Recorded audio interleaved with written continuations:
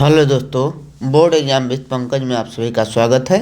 इसमें हम लोग 10th फिजिक्स के 100 मोस्ट इम्पोर्टेंट ऑब्जेक्टिव को देखेंगे। MVVI यानी मोस्ट इम्पोर्टेंट ऑब्जेक्टिव रहेगा। जो 10th फिजिक्स के हर एक चैप्टर को समाहित करेगा। अगर ये आप वीडियो देख लेते हैं तो सेम क्वेश्चन आपको बोर्ड एग्जाम 2025 में देखने को मिलेगा। पहला वीडियो के शुरू करते हैं। इसमें 100 मोस्ट इम्पोर्टेंट क्वेश्चन है जिसे आप बार बार देखें, 2-3 बार देखें ताकि आपको अच्छे से पूरा वीडियो याद हो जाए और आप अच्छे से स्कोर कर पाएँ। पहला है, मोटर कार के हेडलाइट में किस दर्पण का प्रयोग किया जाता है। तो दर्पण का प्रयोग से संबंधित चीज़ आप कम से कम जान लें कि कौन सा दर्पण का प्रयोग किसके लिए किया जाता है। तो उत्तल दर्पण का प्रयोग देख लीजिए। उत्तल दर्पण का 3 ही प्रयोग है। उत्तल दर्पण का कितना प्रयोग है? उत्तल दर्पण का 3 ही प्रयोग है। इसको याद कर लीजिए। बैंक या एटीएम में उत्तल दर्पण का यूज होता है। सड़क स्ट्रीट लाइट में, सड़क लाइट में उत्तल दर्पण का प्रयोग होता है। और तीसरा जो होता है साइड मिरर। याद रखिए, उत्तल दर्पण का प्रयोग कहाँ कहाँ होता है? बैंक के एटीएम में, स्ट्रीट लाइट, सड़क लाइट में या साइड मिरर में। इसके अलावा जो भी देगा अवतल दर्पण का प्रयोग होता है। कह रहा है मोटर कार के हेडलाइट में किस दर्पण का प्रयोग होता है। ये तीनों नहीं है तो आंसर क्या होगा? अवतल दर्पण। अवतल दर्पण। अगला देखिए, कह रहा है फोकस दूरी वक्र त्रिज्या में क्या संबंध है। तो फोकस दूरी होता है वक्र त्रिज्या की आधी होती है बराबर r/2। कभी कभी पूछ लेगा r/2 क्या होता है तो r/2 ऑप्शन दे देगा, गुना करेंगे तो r/2। या फेक को याद रखना है, दोनों को नहीं याद रखना है। तो यह बराबर r/2 याद रखना है, जो पूछे बता देना है। दाढ़ी बनाने में किस दर्पण का प्रयोग किया जाता है। अभी बोले उत्तल दर्पण का 3 प्रयोग याद रखना है। बैंक एटीएम में और क्या साइड मिरर में, और क्या एक है बैंक एटीएम, साइड मिरर और सड़क लाइट में उत्तल का प्रयोग करते हैं। दाढ़ी बनाना नहीं है तो यह क्या होगा? अवतल। ये तीनों के अलावा क्या होगा? अवतल दर्पण जो भी होगा। काल्पनिक प्रतिबिंब हमेशा होता है। काल्पनिक प्रतिबिंब हमेशा सीधा होता है और वास्तविक प्रतिबिंब हमेशा उल्टा होता है। अगर वास्तविक रहे तो क्या होगा? हमेशा उल्टा। एक्स्ट्रा जो फैक्ट बता रहे हैं वो भी ध्यान देते रहिएगा। कह रहा है 2 मीटर फोकस दूरी वाले उत्तल लेंस की क्षमता बतावे। देखिए, उत्तल लेंस, अवतल लेंस, उत्तल लेंस, अवतल लेंस, इसका जो होता है फोकस दूरी या क्षमता, उत्तर का फोकस दूरी या क्षमता दोनों क्या होता है? पॉजिटिव होता है। इसका फोकस दूरी या क्षमता, एफ को फोकस दूरी कहते हैं, पी को पावर क्षमता कहते हैं, क्या होता है? माइनस होता है। तो कह रहा है जो फोकस दूरी का फार्मूला होता है, क्षमता का फार्मूला होता है फोकस दूरी के संबंध में 1/f होता है। मीटर में रहेगा तो 1/f। यहाँ मीटर में है, यहाँ मीटर में है तो 1/f का मान 2 मीटर है। 1/2 को करेंगे तो 0.5। अब लेंस की क्षमता का ऐसा मात्रक होता है डायोप्टर यानी डी लिख दिए। प्लस में है कि माइनस में? देखिए क्या है, कह रहा है उत्तल लेंस है का मतलब प्लस में, ठीक है 0.5। मान लीजिए अवतल का था तो माइनस से आगे क्या लगा देते? माइनस लगा देते। मान लीजिए ये फॉर्मूला अगर पूछ दे 50 सेंटीमीटर वाले फोकस लेंस, उत्तल लेंस की क्षमता बतावे तो 1 मीटर में कितना सेंटीमीटर होता है? P 100 centimetre. अगर सेंटीमीटर में जाएगा तो 100/f करना है, ध्यान रखना है दोनों चीज़ को। अगला क्वेश्चन देखते हैं। कह रहा है प्रवर्तन या अपवर्तन के बाद मुख्य अक्ष के समानांतर एक किरण से गुजरती है। प्रवर्तन या अपवर्तन के बाद, मान लीजिए प्रवर्तन का एग्जाम्पल लेते हैं। मुख्य अक्ष के समानांतर आए कोई किरण कहाँ से गुजरे? फोकस से गुजरती है। तो यहाँ क्या लिखना है? फोकस या फोकस बिंदु बोलते हैं। फोकस या फोकस बिंदु से गुजरती है। अगला देखते हैं। अगला क्वेश्चन क्या है? अगला क्वेश्चन है किस दर्पण में वस्तु को कहीं भी रखने पर वस्तु के बराबर आकार का सीधा प्रतिबिंब बनता है। वस्तु के बराबर आकार का सीधा प्रतिबिंब इसमें जो बनता है, सी पर रखते हैं तो वस्तु के बराबर आकार का लेकिन उल्टा प्रतिबिंब बनता है, तो ये तो नहीं होगा। तो वस्तु के बराबर आकार का प्रतिबिंब जो बनेगा वो क्या होगा? समतल में होगा, समतल दर्पण। लेकिन यही कहा जाता है वस्तु के बराबर आकार का उल्टा प्रतिबिंब तो हो जाता है अवतल दर्पण। देखिए आंसर क्या है? समतल। कह रहा है उत्तल दर्पण की फोकस दूरी, अब ये बताएं उत्तल दर्पण की फोकस दूरी और क्षमता दोनों धनात्मक होती है, पॉजिटिव होती है, प्लस होती है, जिसे धनात्मक भी कहते हैं। अब अवतल दर्पण की फोकस दूरी और क्षमता क्या होती है? ऋणात्मक होती है। कह रहा है किस लेंस द्वारा सिर्फ काल्पनिक प्रतिबिंब बनता है? किस लेंस द्वारा सिर्फ काल्पनिक प्रतिबिंब बनता है, कभी वास्तविक प्रतिबिंब नहीं बनता है। तो सिर्फ काल्पनिक प्रतिबिंब बनता है। एक तो समतल लेंस द्वारा हमेशा काल्पनिक प्रतिबिंब बनता है, और किस लेंस द्वारा बनता है काल्पनिक प्रतिबिंब? हमेशा उत्तल लेंस के द्वारा भी हमेशा काल्पनिक प्रतिबिंब बनता है। लेंस पूछ रहे नहीं, गलती हो गए, हम दर्पण समझिए। किस लेंस द्वारा हमेशा काल्पनिक प्रतिबिंब बनता है? तो लेंस पूछ रहा है, तो काल्पनिक प्रतिबिंब जो बनता है वो हमेशा उत्तल लेंस नहीं अवतल लेंस के कारण बनता है। किसके कारण? अवतल लेंस। समझा देते हैं एक बार। देखिए ये हुआ अवतल लेंस। इससे कोई भी प्रतिबिंब बनता है तो प्रतिबिंब बनने के लिए पहला शर्त क्या है? गुजरना चाहिए एफ से, तो एफ ये फैल जाएगा और लगेगा एफ से गुजर रहा है यहाँ से। दूसरा शर्त क्या है? यहाँ से गुजरना चाहिए, इसको प्रकाशीय केंद्र कहते हैं। इससे गुजरना चाहिए, तो प्रकाशीय केंद्र से गुजारिए, प्रकाशीय केंद्र से गुजार दिए। यहाँ प्रतिबिंब जो बनेगा छोटा बनेगा और काल्पनिक बनेगा, तो हमेशा क्या हो? काल्पनिक और छोटा बनने के लिए उत्तल लेंस का प्रयोग करते हैं। अगला, समतल दर्पण की फोकस दूरी कितनी होती है? तो समतल दर्पण की फोकस दूरी जो होती है अनंत होती है। कितनी होती है? अनंत। अगला देखिए, प्रकाश के प्रवर्तन के कितने नियम पूछेगा? प्रकाश के प्रवर्तन के कितने नियम है? 2 नियम। या पूछेगा प्रकाश के अपवर्तन के कितने नियम है? वो भी 2 नियम है। अगला है, अवतल लेंस में वस्तु को कहाँ रखा जाए कि बराबर आकार का प्रतिबिंब बने? अभी बताए थे समतल लेंस में बराबर आकार का उल्टा प्रतिबिंब, अवतल लेंस में बराबर आकार का सीधा प्रतिबिंब नहीं, उल्टा हो गया। कहते हैं समतल दर्पण में बराबर आकार का सीधा प्रतिबिंब बनता है, सीधा को काल्पनिक कहते हैं। अवतल दर्पण में अगर सी पर रखते हैं, याद रखिएगा, अवतल दर्पण में किसी वस्तु को एफ होता है, ए सी होती है, अगर सी पर रखते हैं तो उल्टा प्रतिबिंब बनता है, यानी उल्टा वास्तविक प्रतिबिंब बनता है। इसमें कह रहा है अवतल दर्पण वस्तु को कहाँ रखा जाए? बराबर आकार का प्रतिबिंब बने। आंसर क्या होगा? सी। और सी को क्या कहते हैं? वक्ता केंद्र कहते हैं, वक्ता केंद्र। अगला देखते हैं, इसमें 2 क्वेश्चन पूछा जाएगा कि बराबर आकृति का प्रतिबिंब बनाने के लिए कहाँ रखें? सी पर रखें, और बड़ा आकार का प्रतिबिंब बनाने के लिए कहाँ रखें? तो फोकस और ध्रुव के बीच। अगला क्वेश्चन है, अवतल दर्पण में वस्तु को कहाँ रखने पर सीधा और आवर्तित प्रतिबिंब बनता है? सीधा और आवर्तित प्रतिबिंब बनने के लिए इसको कहाँ रखते हैं? एफ और पी के बीच। इसको एफ कहते हैं, इसको पी कहते हैं।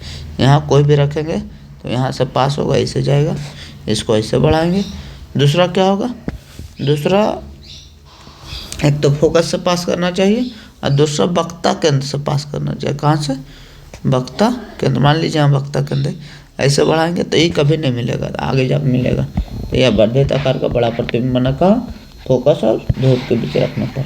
आंसर क्या है इसका? होगा फोकस और ध्रुव। फोकस और ध्रुव, ध्रुव को पीक बोलते हैं, ध्रुव के बीच रखने पर। अगला क्वेश्चन देखते हैं, दर्पण की चौड़ाई को क्या कहते हैं? दर्पण की चौड़ाई, मान लीजिए दर्पण चौड़ा है तो यहाँ से यहाँ तक की दूरी को दर्पण का द्वारक कहते हैं। क्या कहते हैं? द्वारक। तो दर्पण की चौड़ाई को दर्पण का क्या कहते हैं? द्वारक। अगला देखते हैं, अगला क्वेश्चन है, लेंस में कितने फोकस बिंदु होते हैं? लेंस में 2 फोकस बिंदु होते हैं। मान लीजिए लेंस है तो इसका एक फोकस इधर रहेगा, एक फोकस इधर रहेगा। तो हमेशा याद रखिएगा लेंस में कितना होता है? 2 होता है। और पूछेगा दर्पण में कितना होता है? तो 1 होता है। प्रकाश कितने रंगों से मिलकर बना है? तो प्रकाश 7 रंगों से मिलकर बना है। कितने रंगों से? 7। इसको कहते हैं VIBGYOR। VIBGYOR। इसका मतलब क्या हुआ? V का मतलब बैगनी हुआ, R का मतलब क्या हुआ? R का मतलब हुआ लाल, बैगनी लाल। अगर पूछ देगा तरंगदैर्घ्य किसका ज़्यादा है? तरंगदैर्घ्य तो लाल का है। अब बाकी कुछ किसका ज़्यादा है? जैसे आवृत्ति पूछेगा, झुकाव पूछेगा, विचलन पूछेगा। आवृत्ति, झुकाव या विचलन किसका ज़्यादा है, तो हमारा बैगनी का ज़्यादा होगा। स्नेल का नियम का सूत्र लिखे। स्नेल का नियम है म्यू बराबर साइन आई बटा साइन आर, साइन आई बटा साइन आर। स्नेल के नियम का सूत्र है। बाल्टी में रखी हुई छड़ी मुड़ी हुई दिखाई देती है क्यों? बाल्टी में रखी हुई कोई छड़ी या कोई सिक्का उठा हुआ दिखाई दे, या तो मुड़ा हुआ या उठा हुआ, तो अब बर्तन के कारण होता है। क्या होता है? अब बर्तन के कारण।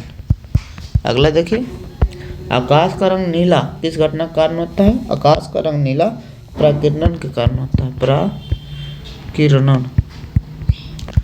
आकाश का रंग नीला किस घटना के कारण होता है? प्रकीर्णन। प्रकीर्णन कहते किसको है?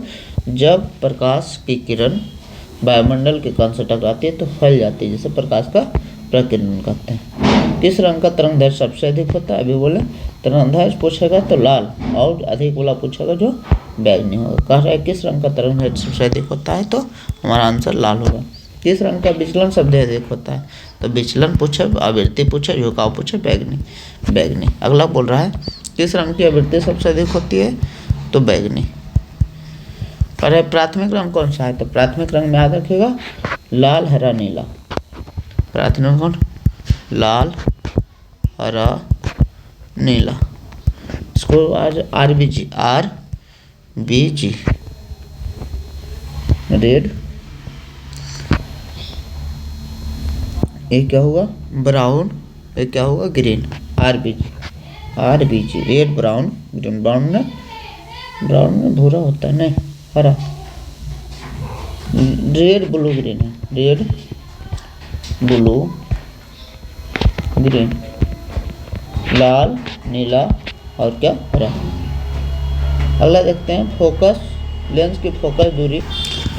लेंस की फोकस दूरी के व्युत्क्रम को क्या कहते हैं? तो लेंस की फोकस दूरी को व्युत्क्रम को 1/f को पी कहते हैं। पी को लेंस की क्षमता कहते हैं, लेंस की क्षमता। अगला देखते हैं क्वेश्चन है लेंस की क्षमता का ऐसा मात्रक क्या है? तो लेंस की क्षमता का ऐसा मात्रक पहला दूसरा क्वेश्चन में ही बताया था, डायोप्टर होता है।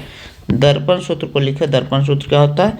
1/f बराबर 1/u plus 1/v plus 1/u। Lens सूत्र क्या होता है? 1/f बराबर 1/v माइनस 1/u। दर्पण सूत्र कहेगा तो 1/v प्लस 1/u। लेंस सूत्र कहेगा तो 1/v माइनस 1/u। 1/f का मान दोनों होता है। प्रतिबिंब की ऊंचाई और वस्तु की ऊंचाई के अनुपात को क्या कहते हैं? तो प्रतिबिंब की ऊंचाई और वस्तु की ऊंचाई, यानी ऊपर में प्रतिबिंब की ऊंचाई,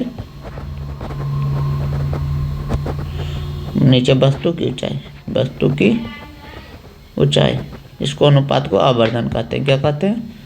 आवर्धन। तो ध्यान रखिएगा, प्रतिबिंब की ऊंचाई और वस्तु की ऊंचाई के अनुपात को क्या कहते हैं? आवर्धन। अगला देखिए, निर्वात में प्रकाश की चाल और किसी माध्यम में प्रकाश की चाल के अनुपात को क्या कहते हैं? इसको अपवर्तनांक कहते हैं। ऊपर में निर्वात में प्रकाश की चाल, निर्वात में प्रकाश की चाल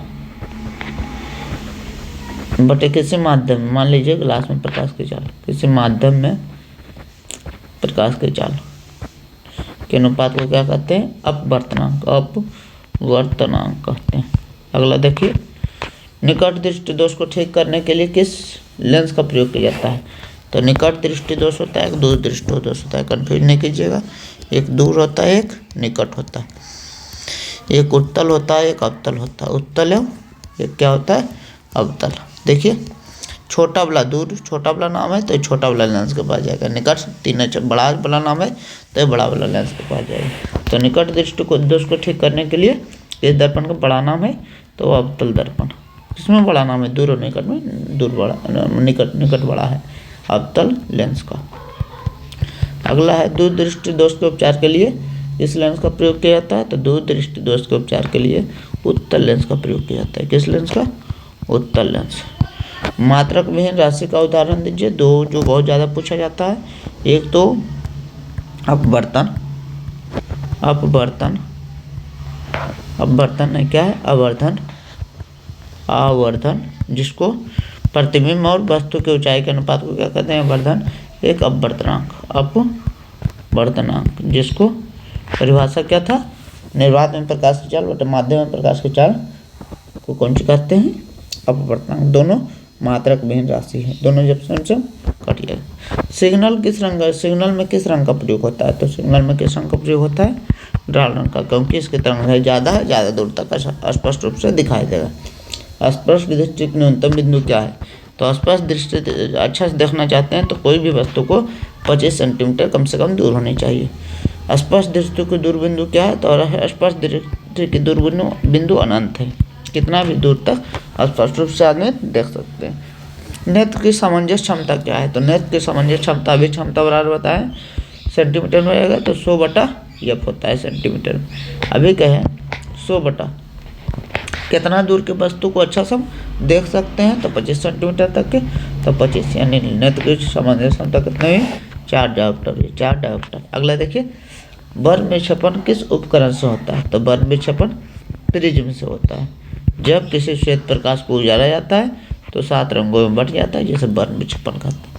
सरल सूक्ष्मदर्शी बनाने में किस दर्पण का लेंस का प्रयोग किया जाता है, लेंस का प्रयोग किया जाता है, उत्तल लेंस का प्रयोग किया जाता है। उत्तल लेंस कैसे बनता है सरल सूक्ष्मदर्शी, सरल सूक्ष्मदर्शी ऐसे बनता है, इसको यहाँ P होता है, वो होता है, यहाँ P होता है, यहाँ कोई वस्तु को रखते हैं, यहाँ से गुजारते हैं ऐसे, उसके बाद इसको यहाँ से गुजारते हैं ऐसे आगे बढ़ा के ये देखते हैं, बड़ा आकार का प्रतिबिंब बनता है, इसी को कहते हैं सरल सूक्ष्मदर्शी। तो किस लेंस का प्रयोग किए, उत्तल लेंस का। एक गोलीय दर्पण पर वक्रता त्रिज्या 50 सेंटीमीटर है, तो उसकी फोकस दूरी अभी बताएं, या बराबर R/2 क्या होता है 2। कह रहा है वक्रता त्रिज्या 50 है, तो 50/2 कितना हुआ 25 सेंटीमीटर। अगला, किस दर्पण से वस्तु से बड़ा प्रतिबिंब बनता है, बताए थे, किस दर्पण से वस्तु से बड़ा प्रतिबिंब बनता है, जब P और F के बीच रखे थे, ध्यान होगा P F के बीच रखे थे, तो यहाँ से यहाँ गए ऐसे बना, उसके बाद इसको C से गुजारते हैं, आगे जाके ऐसे प्रतिबिंब बनता है, यानी वस्तु से बड़ा के दर्पण द्वारा प्रतिबिंब बना। इस दर्पण को क्या नाम है, अवतल दर्पण। क्या है, अवतल दर्पण। अगला देखते हैं, प्रकाश का वेग अधिकतम किस में होता है, तो निर्वात में प्रकाश का वेग अधिकतम होता है। पूछेगा न्यूनतम किस में होता है, तो ध्यान रखिएगा कांच में न्यूनतम होता है, जिसका अपवर्तनांक ज़्यादा होगा उसमें न्यूनतम होगा, तो न्यूनतम भी बहुत बार पूछा गया कांच में। कहा प्रकाश का वेग न्यूनतम किस में होता है, कांच में। अब कांच नहीं रहे, हीरा अगर रहे तो हीरा सबसे ज़्यादा सही है, जिसका अपवर्तनांक जितना ज़्यादा होगा हीरा। अगर हीरा ऑप्शन नहीं रहे, हीरा रहे तो हीरा मारना है, हीरा ऑप्शन नहीं रहे तो कांच मार देना है, कांच। अगला देखिए, कौन सा पदार्थ लेंस बनाने में प्रयुक्त किया जाता है, लेंस बनाने में किस पदार्थ का प्रयोग है, शीशा का प्रयोग कर सकते हैं, प्लास्टिक का प्रयोग कर सकते हैं, शीशा का, प्लास्टिक का और किसका, ये सब का प्रयोग लेंस बनाने में क्या कर सकते हैं, पानी का भी प्रयोग कर सकते हैं, क्योंकि पानी बूंदे जो भेजते हैं लेंस के आकार में मान लेंस का कार्य करती है। पूछेगा किस पदार्थ का प्रयोग लेंस बनाने में नहीं कर सकते हैं, तो मिट्टी रहेगा, उसका नहीं कर सकते हैं। क्या रहा है, 4 डायोप्टर क्षमता वाले अवतल लेंस की फोकस दूरी बता दें, तो अभी लेंस की क्षमता पढ़े थे, अगर 100 है तो 100 कितना होता है, 100/F होता है, ये सेंटीमीटर में होता है। इसका मान कितना है, लेंस की क्षमता का मान P का मान 4 डायोप्टर है, बराबर 100 कितना हुआ F, तो 6 गुना किए 4F बराबर 100, F बराबर कितना 25 सेंटीमीटर। अब देखिए अवतल है, अवतल लेंस में क्या कहें, माइनस फोकस दूरी होती है, तो -25 सेंटीमीटर इसका क्या हुआ, आंसर हुआ। जब प्रकाश की किरण हवा से कांच में प्रवेश करती है तो मुड़ जाती है, क्या होती है, मुड़ जाती है। किस तरफ मुड़ती है, क्वेश्चन ये पूछेगा, अभिलंब की तरफ मुड़ती है, अभिलंब से दूर भागती है। जब कह रहा है जब प्रकाश की किरण हवा से कांच में प्रवेश करती है, ये हवा हो गई, ये कांच हो गया, कांच में प्रवेश करती है तो किस तरफ, मान लीजिए यहाँ विलंब है, तो हवा में जो कोण रहता है इसका, वो कोण ज़्यादा होता है, अभिलंब से कोण मापा जाता है, ये कोण ज़्यादा। लेकिन सघन में जैसे ही आएगा, सघन का मतलब कांच में आएगा, तो कोण क्या होगा, छोटा हो जाएगा। याद रखिएगा विरल में जो कोण होता है, विरल में कोण जो होता है बड़ा होता है, और सघन में आता है तो कोण छोटा हो जाता है। सघन में आता है तो कोण क्या होता है, छोटा हो जाता है। अब ये अगर छोटा कोण की है तो अभिलंब की तरफ का हो गया, कांच वाला है, ये बोल रहा है हवा से कांच में जाएगा तो होगा अभिलंब की तरफ मुड़ेगा। आंसर क्या होगा, अभिलंब की तरफ, अभिलंब की तरफ। अगला देखते हैं, अगला है मानव नेत्र के किस भाग पर किसी वस्तु का प्रतिबिंब बनता है? तो मानव नेत्र के किस भाग पर किसी वस्तु का प्रतिबिंब बनता है? Answer retina. जो नेत्र निकट की वस्तु को साफ नहीं देख सकता है, उसे कौन सा? ऐसा कभी नहीं समझिए कि निकट की वस्तु को साफ नहीं देख रहा है, इसका मतलब निकट दृष्टि दोष है। ये क्या कौन सा है? दूर दृष्टि दोष है। दूर दृष्टि दोष। जब निकट की वस्तु को साफ नहीं देखे दूर दृष्टि दोष, जब दूर की वस्तु को साफ नहीं देखे निकट दृष्टि दोष। कह रहा है चंद्रमा पर खड़े अंतरिक्ष यात्री को आकाश का रंग कैसा प्रतीत होता है? तो काला प्रतीत होता है। ऐसा क्यों? क्योंकि वहाँ प्रकाश का वायुमंडल, चंद्रमा पर वायुमंडल नहीं, प्रकीर्णन नहीं होता है, इसलिए नीला प्रतीत नहीं होता है, काला प्रतीत होता है। कह रहा है नेत्र के रेटिना पर किसी वस्तु का प्रतिबिंब कैसा बनता है? तो नेत्र के रेटिना पर किसी वस्तु का प्रतिबिंब उल्टा बनेगा। उल्टा बनेगा तो उल्टा को वास्तविक भी कहते हैं। अब सोचिए, वस्तु तो बहुत बड़ा बड़ा रहता है, छोटा भी बनेगा। तीनों चीज़ याद रखिएगा। नेत्र के रेटिना पर किसी वस्तु का प्रतिबिंब कैसा बनेगा? उल्टा बनेगा, वास्तविक बनेगा और छोटा बनेगा। स्पेक्ट्रम में किस रंग का किरण का झुकाव अधिक होता है? अभी बोले अधिक पूछेगा। अगर तरंगदैर्घ्य किसका होता है? लाल का। और कुछ भी पूछे, झुकाव, विचलन, इसमें कोई भी पूछे तो क्या आंसर होगा? बैगनी का। बैगनी। कह रहा है दीर्घ दृष्टि दोष को ठीक करने के लिए, दीर्घ दृष्टि दोष का मतलब दूर दृष्टि दोष को कहा जाता है। अभी देखे तो उत्तल लेंस का प्रयोग करते हैं। किसका?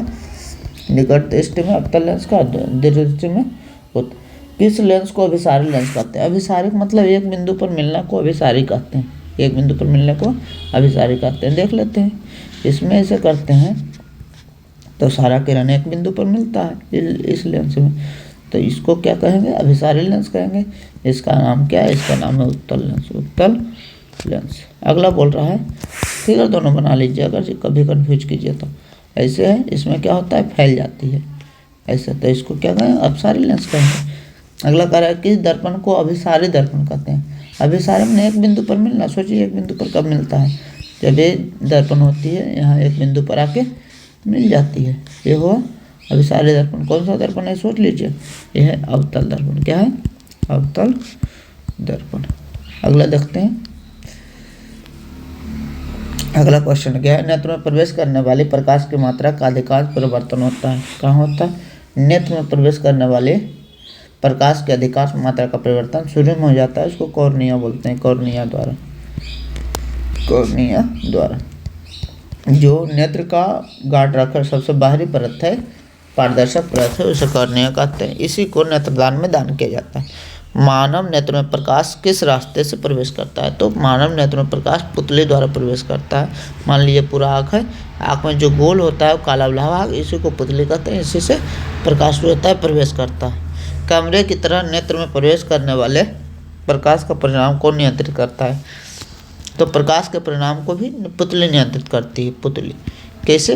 क्योंकि अंधेरा में चल जाएगा तो लाइट कम है, वहाँ पुतली बड़ा हो जाएगी, और अगर मान लीजिए लाइट में आ गए तो वहाँ क्या होगी? पुतली छोटी हो जाएगी। अगला है अभिनेत्र लेंस की फोकस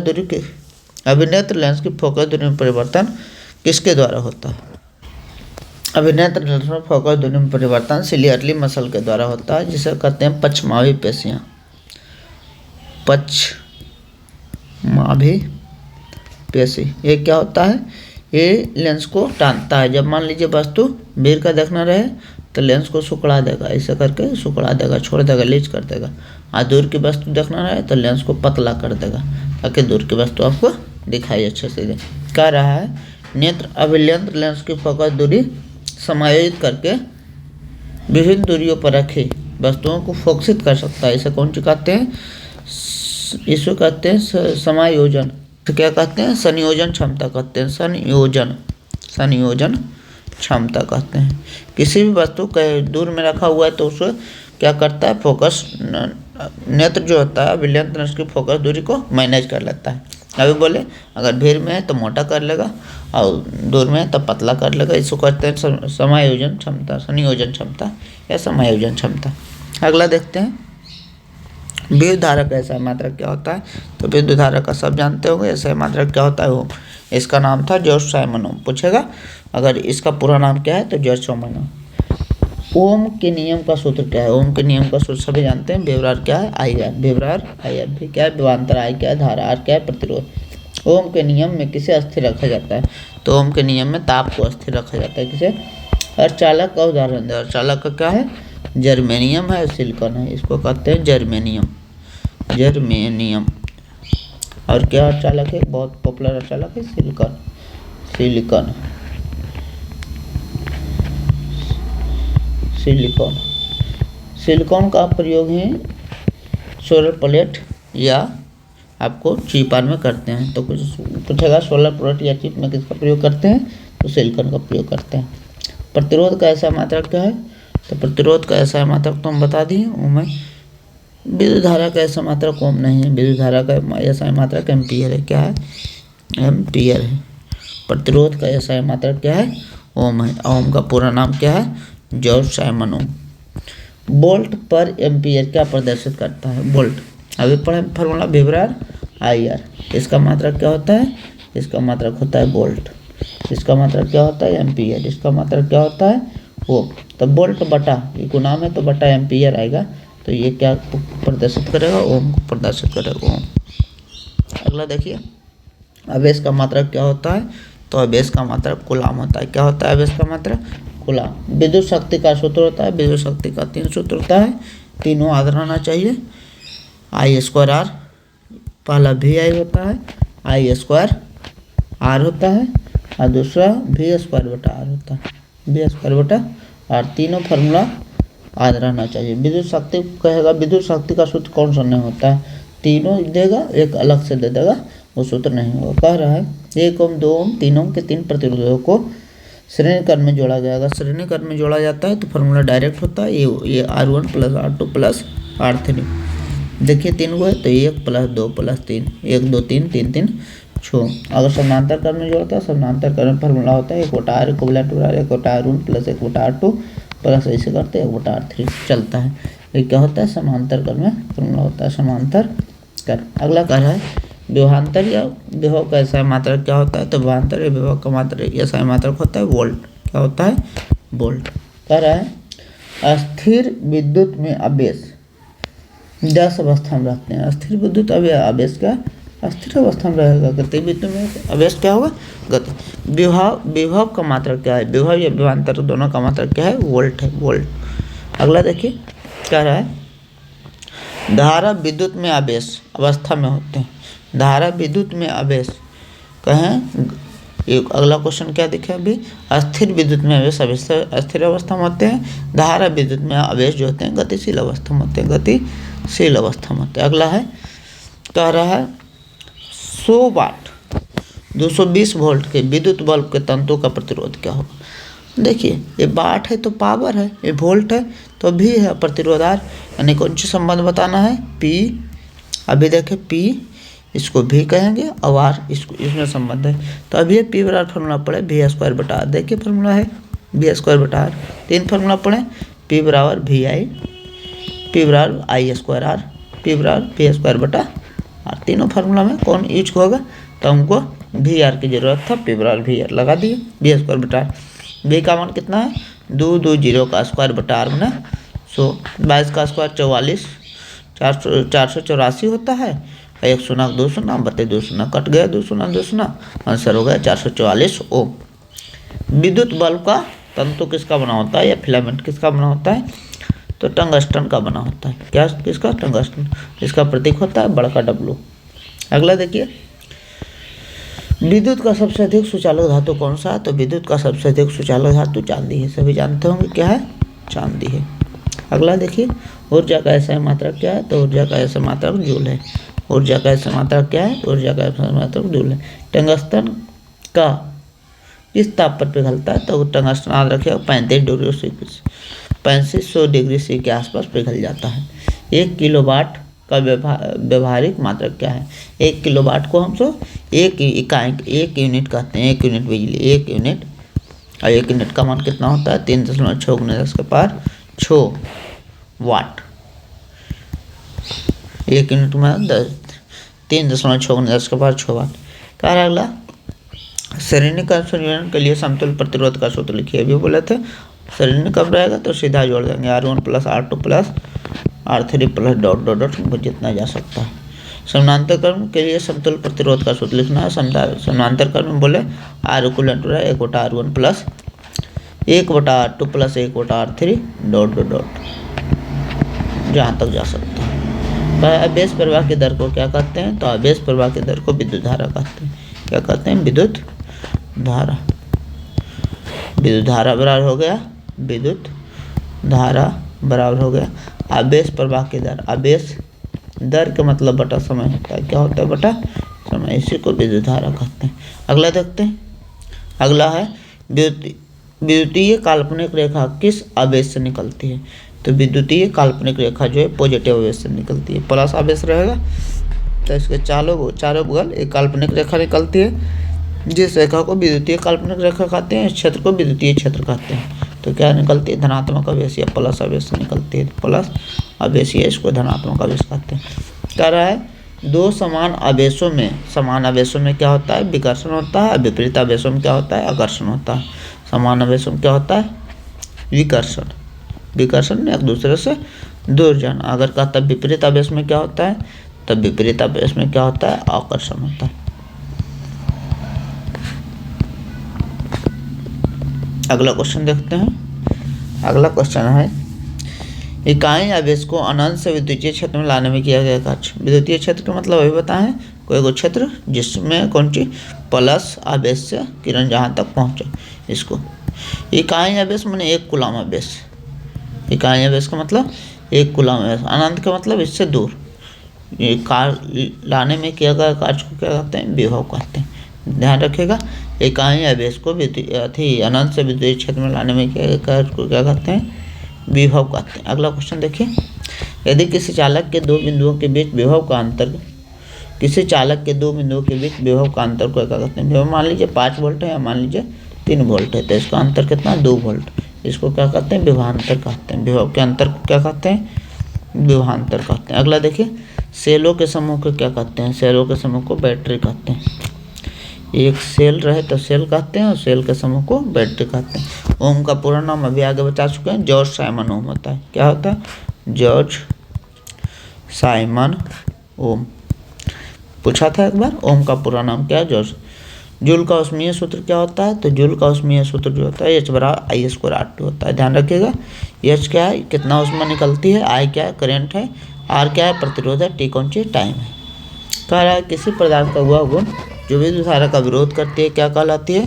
तो उसको प्रतिरोध कहते हैं। विद्युत धारा का जो रोकने का काम करता है उसको प्रतिरोध कहते हैं। डायनेमो किस सिद्धांत पर आधारित है? एक होता है विद्युत प्रेरण का सिद्धांत, एक होता है विद्युत प्रभाव का सिद्धांत। तो डायनेमो जो है विद्युत प्रेरण के सिद्धांत पर आधारित है। विद्युत प्रेरण के सिद्धांत पर आधारित है। प्रेरण के सिद्धांत किसने दिया था? तो विद्युत प्रेरण के सिद्धांत की खोज बता दीजिएगा फेराडे ने की थी। किसने? फेराडे ने। पूछेगा डायनेमो के सिद्धांत पर आधारित है, तो डायनेमो विद्युत प्रेरण के सिद्धांत पर आधारित है। और मोटर तो विद्युत प्रभाव के सिद्धांत और चुंबकीय प्रभाव। डायनेमो प्रेरण और मोटर प्रभाव। कह रहा है विद्युत धारा उत्पन्न करने वाले युक्तियों के क्या कहते हैं? जो विद्युत धारा उत्पन्न करे डायनेमो विद्युत धारा उत्पन्न करती है, इसको कहते हैं डायनेमो या जनरेटर। डायनेमो या जनरेटर, इसी को जनरेटर कहते हैं। कह रहा है विद्युत फ्यूज किस सिद्धांत पर कार्य करता है? तो विद्युत फ्यूज करता है ऊष्मीय सिद्धांत पर कार्य करता है। ऊष्मीय सिद्धांत, विद्युत धारा का ऊष्मीय सिद्धांत। जैसे अगर ज़्यादा विद्युत धारा प्रवाहित हो जाएगा तो ऊष्मा कारण जो गर्म होकर टूट जाता है, इसे कहते हैं ऊष्मीय सिद्धांत। 1 किलोवाट आवर में कितना जूल होता है? तो 3.6 × 10⁻⁶ जूल अभी ऊपर बता गए हैं। यह इसको लिखेगा 36 × 10⁻⁵ कितना? 5 जूल। 36 रहेगा 10⁻⁵, 3.6 रहेगा 10⁻⁶। 1 कैलोरी में कितना जूल होता है? तो 1 कैलोरी में 4.2 जूल होता है। लेकिन कभी पूछेगा 1 जूल में कितना कैलोरी होता है? तो 1 जूल में कितना कैलोरी होगा? 1 रहेगा तो इधर 1/4.2 भागा जाएगा, कितना कैलोरी होगा? इसको पूरा भागा देंगे तो 0.24 कैलोरी आएगा। तो ये क्वेश्चन आप कर लीजिएगा, सोच समझ के कौन सा क्वेश्चन पूछ रहा है। एक शक्ति यानी हॉर्स पावर में कितने वाट होते हैं? तो 1 हॉर्स पावर में 746 वाट होते हैं। अगला देखिए, चुंबकीय क्षेत्र कैसा है, मात्रक क्या है? तो चुंबकीय क्षेत्र का ऐसा मात्रा न्यूटन पर एम्पियर मीटर है। क्या है? न्यूटन प्रति एम्पियर मीटर। चुंबकीय क्षेत्र का ऐसा मात्रा क्या है? न्यूटन प्रति एम्पियर मीटर। अगला है, एक विद्युत धारावाही तार के समीप एक दिक चुंबक रखा जाता है तो यह सुई अगर विद्युत धारा प्रवाहित हो रही है तो चुंबकीय क्षेत्र उत्पन्न करती है, इसलिए यह सुई विक्षेपित हो जाती है। विक्षेपित में हिलने डुलने लगती है, विक्षेपित हो जाती है। अगला देखिए, कह रहा है कि विद्युत घंटे किस सिद्धांत पर कार्य करता है? तो विद्युत घंटे धारा के चुंबकीय सिद्धांत पर कार्य करता है। क्या है? धारा के चुंबकीय सिद्धांत पर कार्य करता है। अगला देखते हैं, चुंबकीय बल कैसा है, मात्रा क्या होता है? चुंबकीय बल या चुंबकीय क्षेत्र रेखीय को कहते हैं, तो इसका मात्रा भी हो जाएगा न्यूटन प्रति एम्पियर मीटर। अगला है, विद्युत प्रेरण की खोज किसने की? तो विद्युत प्रेरण की खोज बताए थे फैराडे ने की। जनरेटर विद्युत प्रेरण के सिद्धांत पर कार्य करता है, इसकी खोज किसने की? फैराडे ने की। अगला है, चुंबकीय प्रभाव की खोज किसने की? तो चुंबकीय प्रभाव की ओरेस्टेड ने की। ओरेस्टेड ने चुंबकीय प्रभाव की खोज की। अगला कह रहा है, विद्युत धारा की दिशा दक्षिण से उत्तर में हो। दक्षिण से उत्तर में, यानी दक्षिण से उत्तर में हो। आगे कह रहा है, तो दिक् सूचक का विक्षेपण की दिशा में होगा? ये दाएं दिशा में होगा। दाएं दिशा में, इस दिशा में जो क्लॉकवाइज दिशा होती है उसमें होती है। तो ये इसके बाद घड़ी कहाँ 12 के बाद 3 पर जाती है, तो दाएं दिशा। मान लीजिए नीचे रहता, नीचे ऐसे रहता, तो यानी 6 के बाद घड़ी कितनी जाती है? 9। क्या होता है? दाएं दिशा। तो ध्यान रखिएगा इस क्वेश्चन को। अगर लघु पतन के समय धारा का मान क्या होता है? तो लघु पतन के समय धारा का मान अत्यधिक बढ़ जाता है। धारा का मान अत्यधिक बढ़ जाता है, अत्यधिक बढ़ जाता है। अगला है, विद्युत मोटर के सिद्धांत पर कार्य करता है। तो विद्युत मोटर जो है चुंबकीय प्रभाव के सिद्धांत पर कार्य करता है। प्रभाव रहेगा तो विद्युत मोटर, और प्रेरण रहेगा तो जनरेटर। कह रहा है, विद्युत मोटर के किस भाग का कार्य एक ही दिशा में कुंडली को घुमाना होता है? तो ये विभक्त वलय होता है। विद्युत मोटर में क्या होता है? विभक्त वलय, जिसका कार्य जो होता है एक ही दिशा में कुंडली को घुमाना होता है। अर्धवृत्ताकार दुगो होता है, यहाँ लगा ऐसे ऐसे होता है। वीडियो तो समाप्त हुई। अगर वीडियो अच्छा लगा तो वीडियो को लाइक शेयर सब्सक्राइब करें और इस क्वेश्चन को बार बार देखें। बोर्ड में बहुत सारे क्वेश्चन डायरेक्ट आने की संभावना है। और जो इसका ये वीडियो फेस का ये वीडियो है, इसके पहले 100 क्वेश्चन इंपॉर्टेंट 100 क्वेश्चन केमिस्ट्री का वीडियो आ चुका है। आप इस पर कमेंट कर दीजिए अगला जो वीडियो में किस सब्जेक्ट का आप क्वेश्चन पूरा डिटेल में चाह रहे हैं, हम मैराथन बना देंगे। Thank you so much for watching this video. इसे ज़्यादा से ज़्यादा शेयर करें। अगर अच्छा लगा तो कमेंट भी कर दें। Thank you.